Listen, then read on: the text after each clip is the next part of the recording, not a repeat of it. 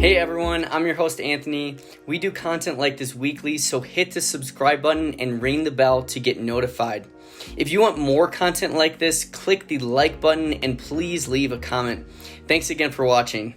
On today's episode of the Root Cause Medicine podcast, my guest is Dr. Daniel Kalish. Dr. Kalish is the founder of the Kalish Institute, an online training program dedicated to building functional medicine practices. Since 2006, the Kalish Institute has helped grow practice models for more than 1,000 practitioners worldwide. Dr. Kalish is a highly sought-after speaker and presenter in the integrative and functional medicine spaces and is a current presenter for the Institute of Functional Medicine. Dr. Kalish proudly served as an advisor to the Honorable Patrick Kennedy and is also the author of numerous books, one of which is titled Your Guide to Healthy Hormones. Among many other things, Dr. Kalish has co-published a research study on the evaluation and management of women's hormones. Among many other things that Dr. Kalish has done, you can find more about him at Kalish Wellness as well as at thekalishinstitute.com. So, Dr. Kalish, welcome to the show. It's great to see you. I'm so thrilled to have you here. Yeah, thanks for having me. I appreciate it very much. You know, a tremendous amount has happened this past year, Dr. Kalish, and I was actually recently reading through the Journal of the American Medical Association, and they actually released a review on July 6th, 2021, this very year, which discussed the diagnosis and management of infertility. And it actually reported that approximately 12.7% of reproductive age women seek treatment for infertility each year. That's a lot. So this comes out to about 1 in 8 women. So this is a heavy topic. You know, when many people hear they can't have kids, it can be pretty saddening. So, you know, in your experience, what are some of the most common root issues you see with women and men when it comes to this issue? Well, I just think it speaks to the whole global epidemic of everything that we see, right? With diabetes on the increase, metabolic syndrome problems on the increase, cancer on the increase. So people are just becoming less healthy overall. And I think women's and men's fertility just gets swept up in that. And this goes back to like early 1990s, 1992, when I was first studying this stuff. And my first teacher was a man named Dr. John R. Lee, who wrote a really famous book back in those days called What Your Doctor May Not Tell You About Progesterone. And in the 90s, they were sounding the alarm bells about reproductive problems with fish, with frogs. And humans were starting to get caught up in the mix, But that was 30 years ago. And there were, again, 30 years ago, there were whole categories of fish that were no longer viable. They couldn't reproduce anymore. And so it turns out that our hormonal systems for all animals, this is not just humans, right? All animals, their reproductive systems are very sensitive to environmental toxins, to changes that we are sort of invoking upon this planet. And I think we're just seeing, the long-term effects of that starting to get noticed now. So true. I absolutely resonate with that. This has been going on for years and years and years, just as our grandparents do not have issues now with eating certain foods. It's now becoming a problem as it has for a while. So absolutely so true. I mean, how do you identify some of these other root issues though, aside from doing maybe an intake with your patients or helping out with practitioners?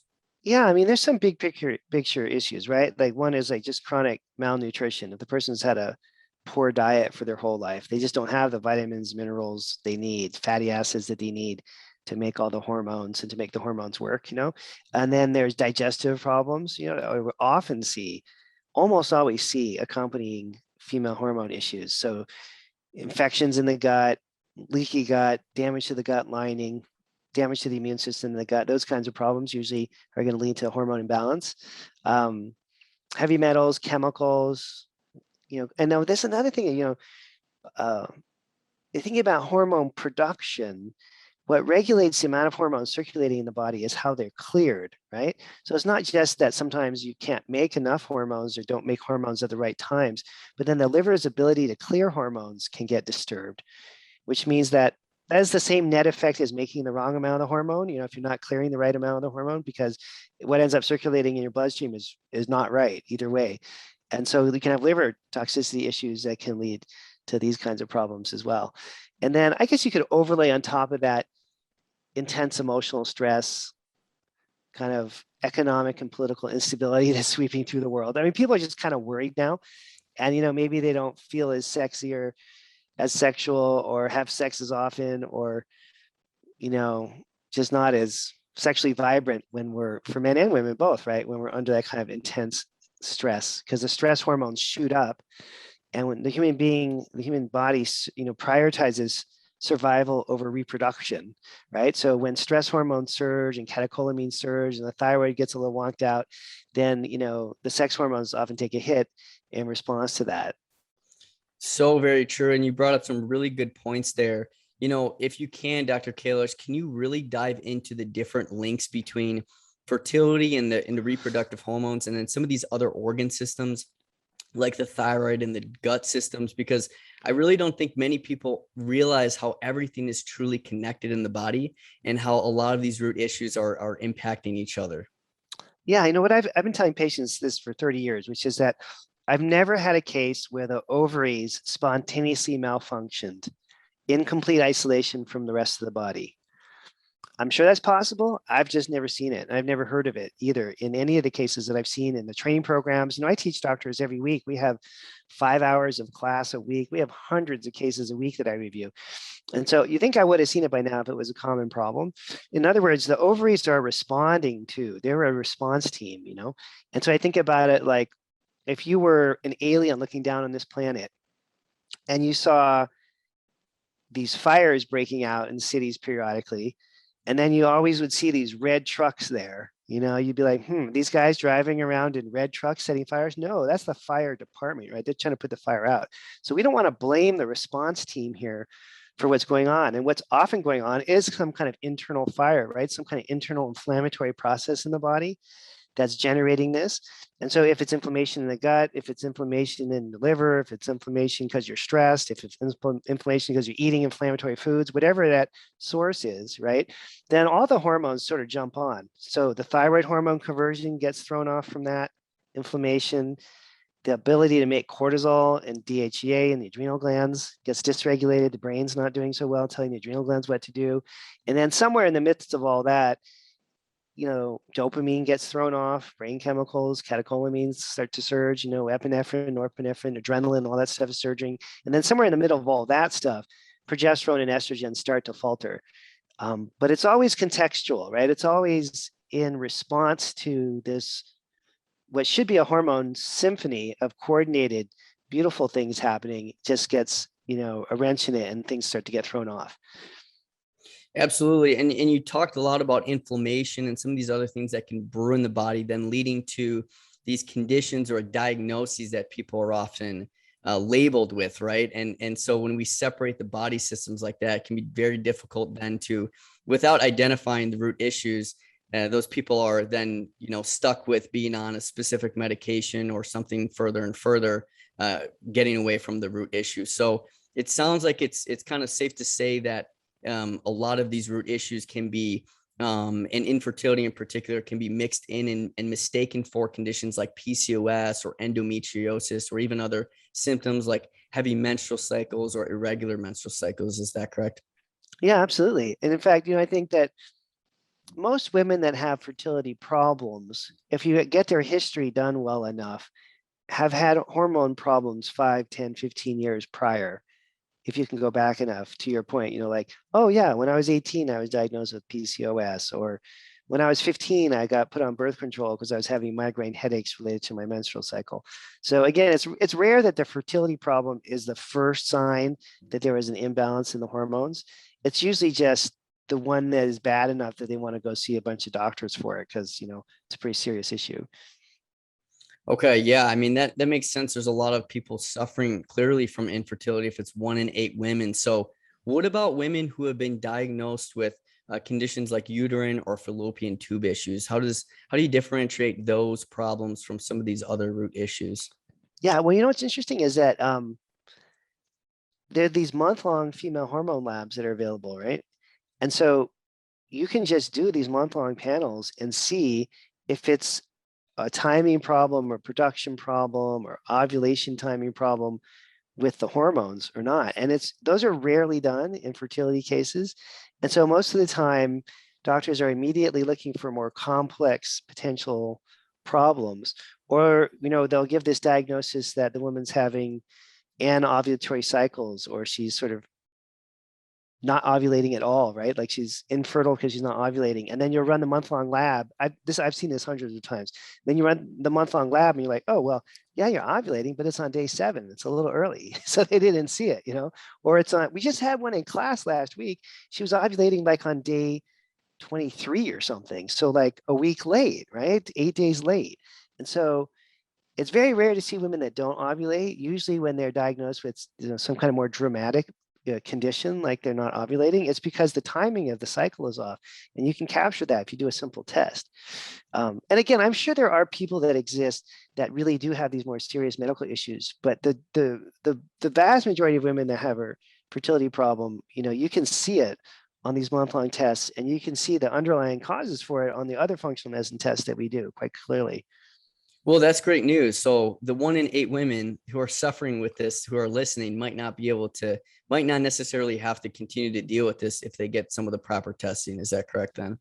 No, absolutely. If you see someone who's experienced, has done a bunch of fertility cases, the odds are in your favor that you could, have it solved. I mean, it's certainly not 100%, but I say the vast majority of people can be helped dramatically.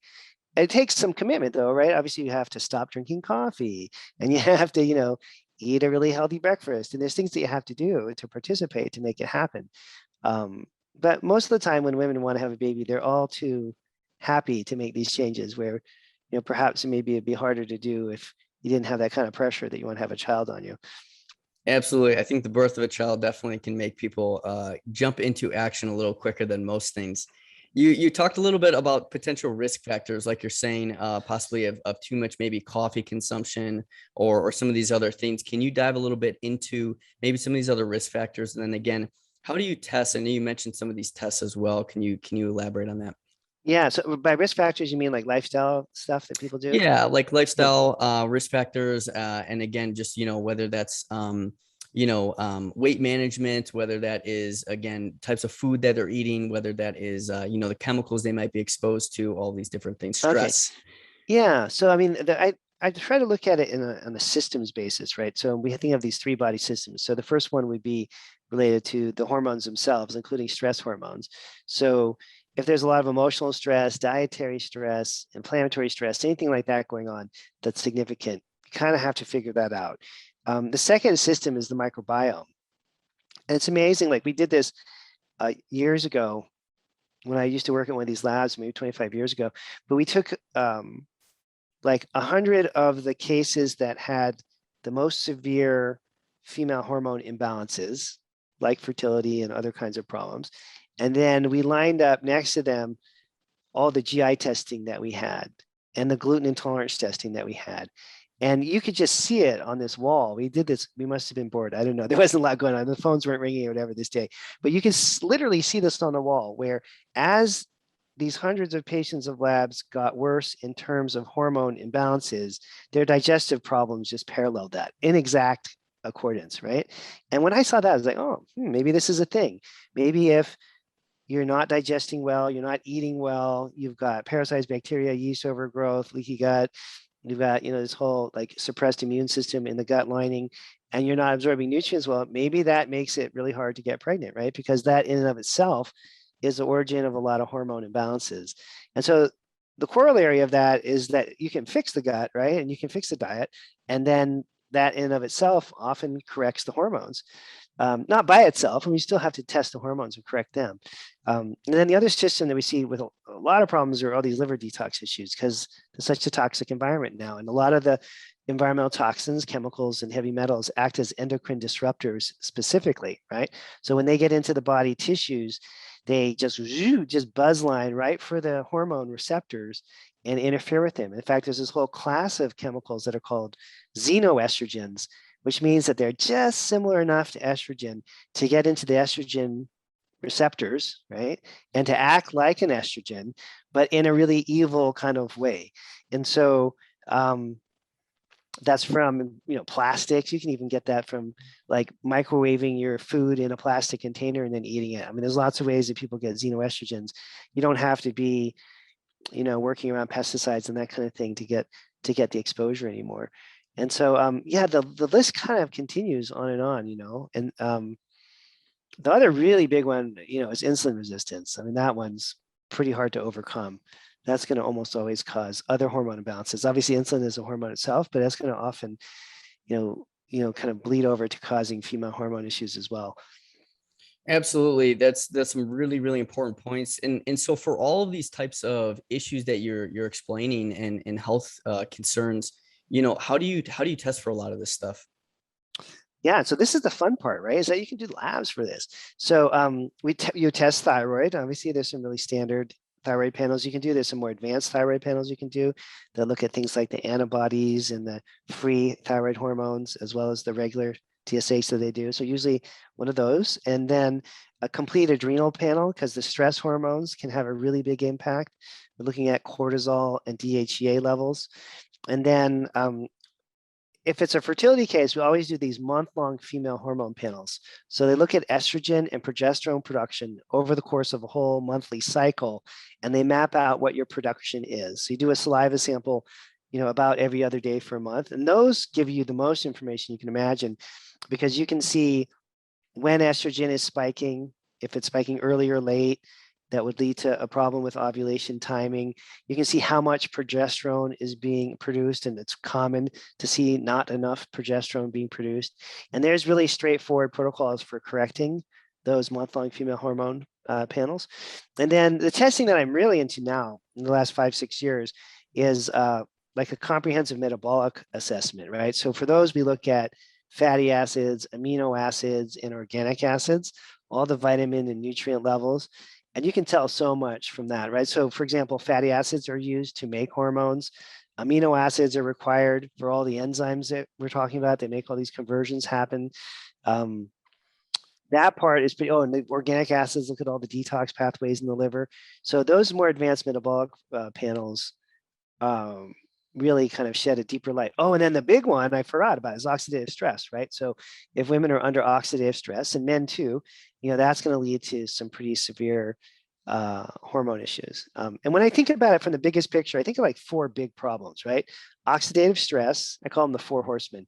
Oxidative stress, insulin resistance.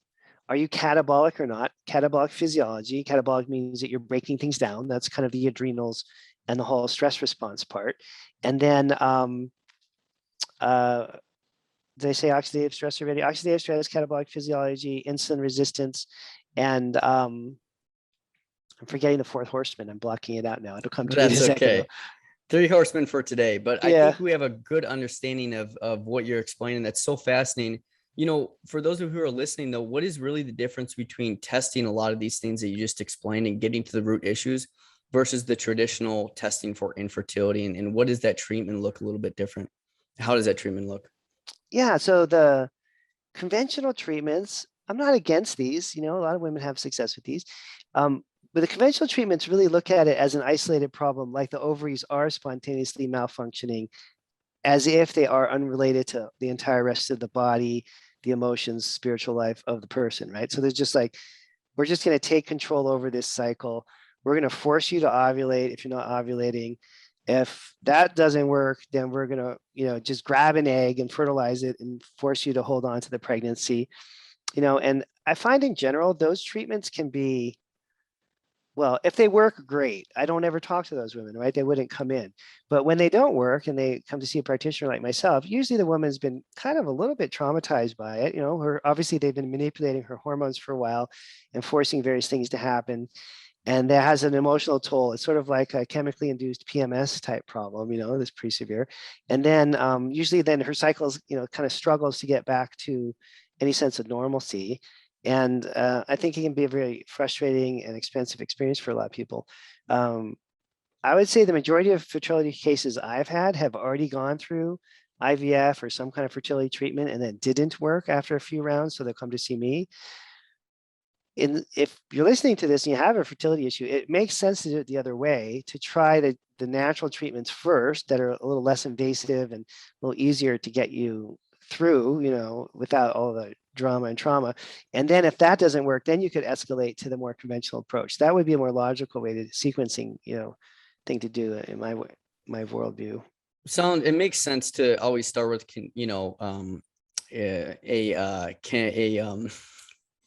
a conservative route first before beginning further internal and more in-depth procedures and treatments and stuff like that.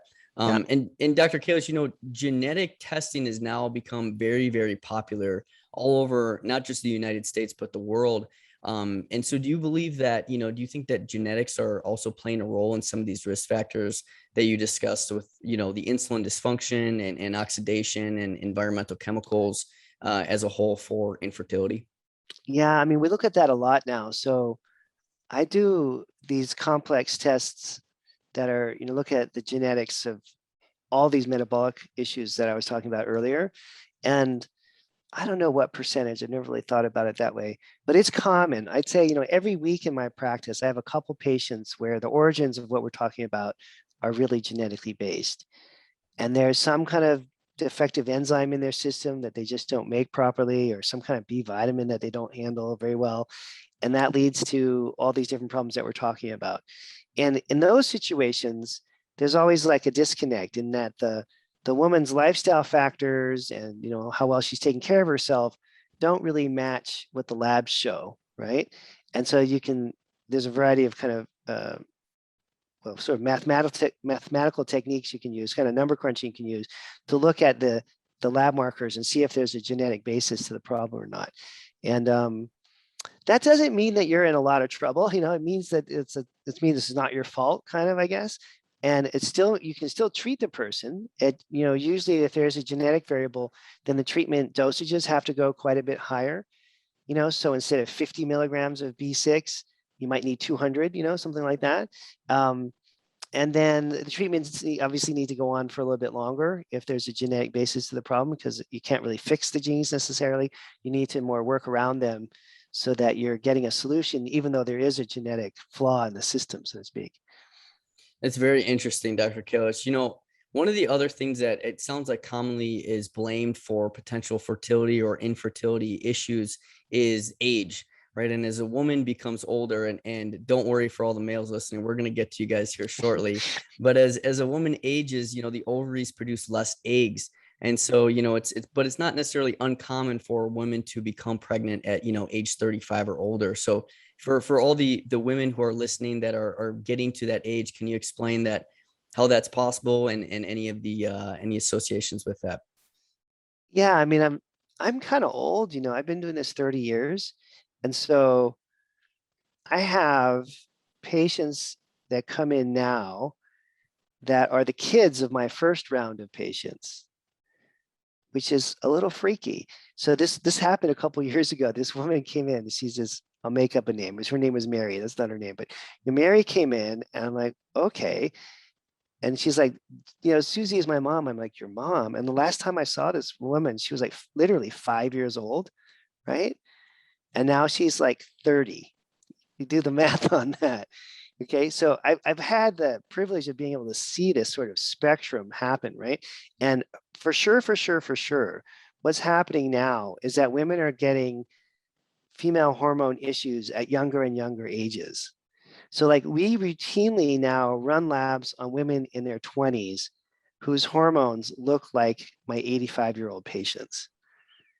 Okay, and that's frightening. That is truly frightening. And that is, I think, an impact of the changing times, right? How the planet has changed, how the soils have changed quality-wise, how environmental toxins have changed, but whatever the changes are that are happening that are driving this. And so I think that there are plenty of younger women, let's say teens and 20s, who have hormone problems that are like a middle-aged woman, whether it's diet related or whatever it may be, right? And so the corollary of that is that if you take really good care of yourself and you're physically fit and you eat extremely well and you do all the right things in terms of supplementing and taking care of yourself as you go through your 20s and 30s, you can be incredibly healthy in your mid to late 30s and easily have a baby. Whereas a woman could be in her early 20s and struggling because maybe she grew up in a socioeconomic situation where she couldn't get good food or whatever it may be that be driving some of these problems in really young women. So it does seem that, and especially in the circles that I often most of my practice years were in Del Mar, California. It's a pretty well-to-do clientele, and everybody had the time and money to buy organic food and do all that kind of stuff. And so I think that crowd does quite well. But people that don't have access to those kind of resources, definitely are going to have fertility problems at a higher rate. They're going to be more significant to try to fix. Interesting. Well, that's both a pro and a con. At least the good news is we know that it's capable, and it is there's not potentially many issues with conceiving older as you get older, as long as the overall host health sounds like it is in good shape. So that's exactly. That's good news. All right, males, for all the guys that are listening, it's your turn to carry the torch here. Fertility is such a vast topic, but it's true that, this area of health is often labeled as just a female issue. And so, for those males who are listening, Dr. Kalish, can you explain how this really, this condition is affecting and is affected towards males, and how this is diagnosed and treated? Yeah, so for men, you can have sperm count and mobility and motility, all these things measured. And some men will do that. Hopefully they will, because it's oftentimes, I don't know, the last statistics I saw on this was almost half of the time it's really the fault of the man, not the woman, So that at least has to be checked in any couple that's serious about this stuff. And then sometimes we get men that come in on their own. Sometimes we get men that are dragged in by their partner who's like, he's got to get tested too. And there's some kind of off-the-shelf nutritional solutions. And the ones that you see the most often on the labs that I do is you'll see nutrients related to sperm health that are compromised. And the two key ones are zinc and arginine. And so if the couple, for example, maybe they can't afford to do all the testing for the man or something, then I usually will recommend men take, 3,000 milligrams of arginine a day and at least 30, maybe 50 milligrams of zinc a day and a really potent multivitamin. And those things together can get sperm counts and sperm mobility, motility, and all that stuff back up and running. And if they can do the testing, it's even better, because then you can get more specific with additional support for the body. But those are the fundamental basics that should be covered by anybody. Very interesting. What would be some other things that a man can do to optimize his body, though, that his body and his sperm are very healthy, even outside of some of these supplements you recommended? Oh yeah, in terms of lifestyle wise, it just comes down to such basic things. It almost gets embarrassing to just keep saying it over and over again. But really, the basis of your health comes down to how much fruit and vegetables you eat. There's very few people that are protein malnourished. That's really rare. So, but almost everybody that I work with is dehydrated. They don't drink enough water. We'll have another sip here. It's my water ad. Buy a good water filter, Very important. Yeah, get a good filter. It costs $200, but then it works for years. And then so dehydration, number one, nutritional deficit that we see, and then just not eating enough fruits and vegetables. And that leads to things like zinc deficiencies and magnesium deficiencies, calcium deficiencies, copper deficiencies. And you'd be amazed how important all these minerals are. And then, of course, the antioxidants that are present in vegetables and fruit have this massive anti-inflammatory restorative effect on the body. And if you don't eat those every meal, then you're going to run a deficit, and then everything's going to not work that well, right? It's so true. As you're saying, though, this trend of getting to the root issue and really addressing it, a lot of it comes down to the lifestyle choices that people make, leading to things like infertility in both men and women, and all these other conditions that, plague not just the United States, but all of the world. So it sounds like there's obviously that trend of take care of your health as much as you can, eat right, stay active. So really, really important there. And Dr. Kalish, you were talking a little bit about, medications and conventional treatments in fertility just a bit ago. And, when people are commonly using that, if it's couples that are using these medications to conceive, we often know that there's sometimes unwanted maybe side effects or byproducts with some of these medications. Can you kind of go down that road a little bit and explain this? And will this really affect the baby? And, a lot of these questions that people may have.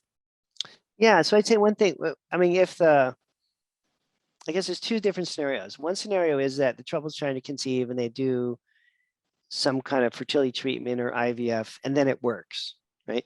In which case, again, I don't really see those people because they're not coming in. But what I often see, I've seen more times than I would want to remember, is a couple that's been through 6 months or a year or two of fertility treatments, and now they've given up because it didn't work. And now they're trying to figure out what to happen. So I've tested a lot of people in that situation. And what we often see is that the monthly cycle is highly dysregulated, and we have to reset it. They pretty much always have insulin resistance or some kind of blood sugar instability, right? Their hormones are off in that regard as well. And we have to get that reset, get the diet working and get their blood sugar regulated and all those kinds of things. And then do everything to get the GI tract back working again. There's usually like some kind of yeast or fungal overgrowth or something dysbiotic type situation in the gut. And I think some of that are the effects of the drugs, that they are throwing off the healthy microbiome and they're throwing off the monthly rhythm of hormones and they're throwing off the blood sugar in a whole variety of ways.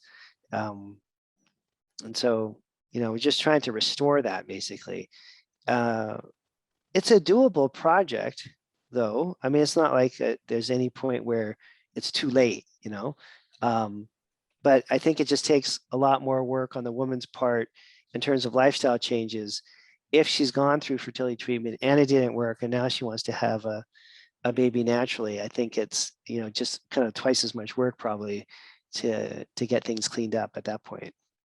Absolutely. I mean, what about how the way it affects the baby? Do you think that, again, the women that go through that route through the treatments, fertility treatments and medications, does that affect the baby in a different way than if you were to address it naturally and succeed in that route?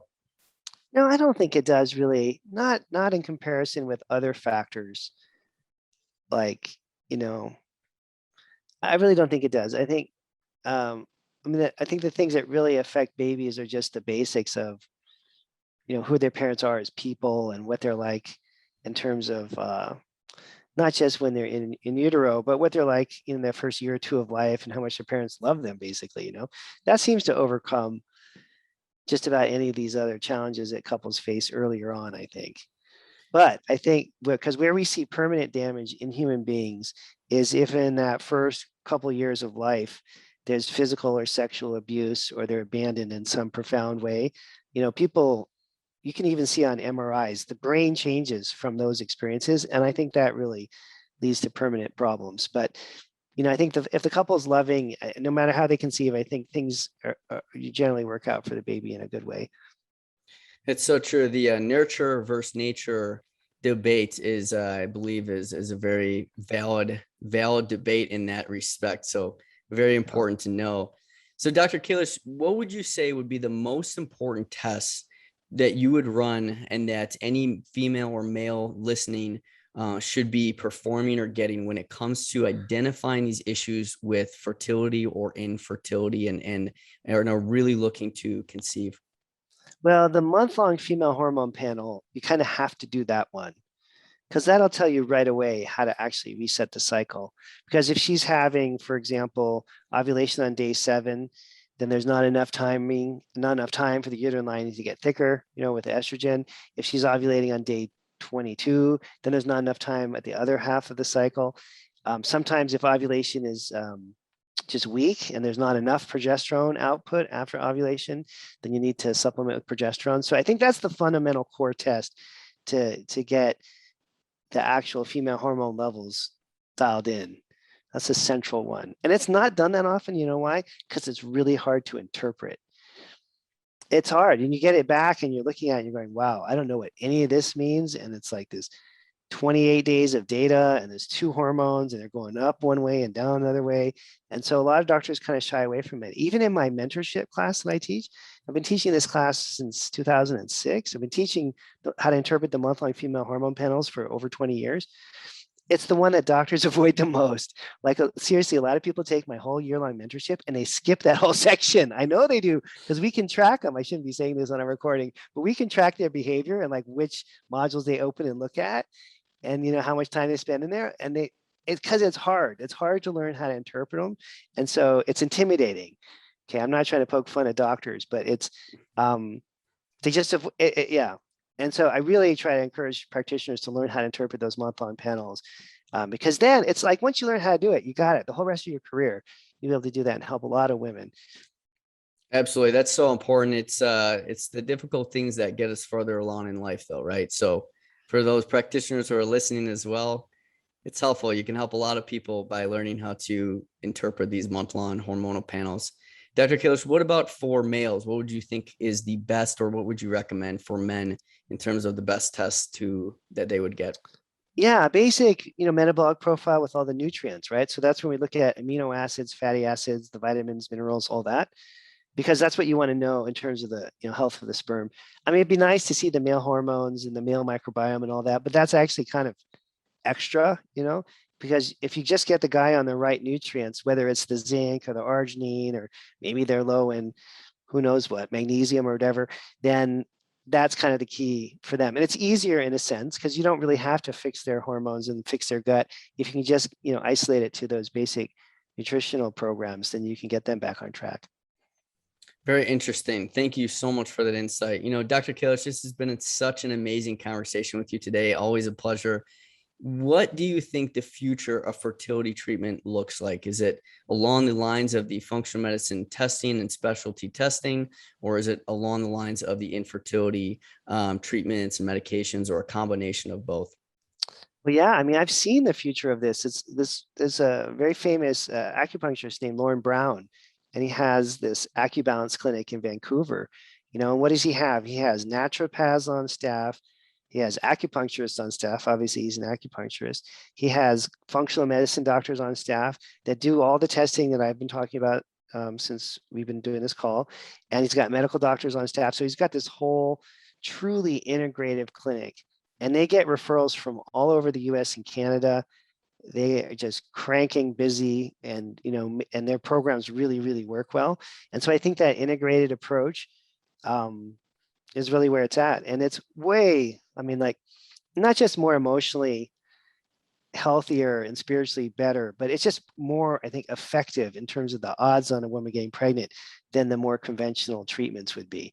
And I also think it's hard to kind of do this as a solo practitioner. So like whenever I get a fertility case, I always pretty much require in a nice way that the patient also see an acupuncturist who specializes in hormones, because you do have to have this interdisciplinary approach to really make this work, because there's a lot of different pressures going on for women, and you want to address the body, the mind, the soul, the spirit, the energy, all the different things that are included in something like acupuncture or Chinese medicine, as well as the functional medicine approach. It's very, very insightful. Thank you for that. And I think there's many people out there who understand what you're saying, as many people now are seeing multiple different doctors for different types of conditions, where that collaboration and integration of all different physicians and types of practitioners is really important to truly not only heal and improve fertility or infertility, but many, many other conditions in the world. So thank you so much for that, Dr. Kalish. So again, amazing to have you here, Dr. Kalish.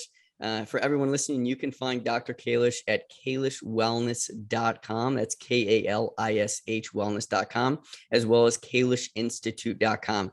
So for everybody listening, stay healthy. And until next time, thanks for tuning in.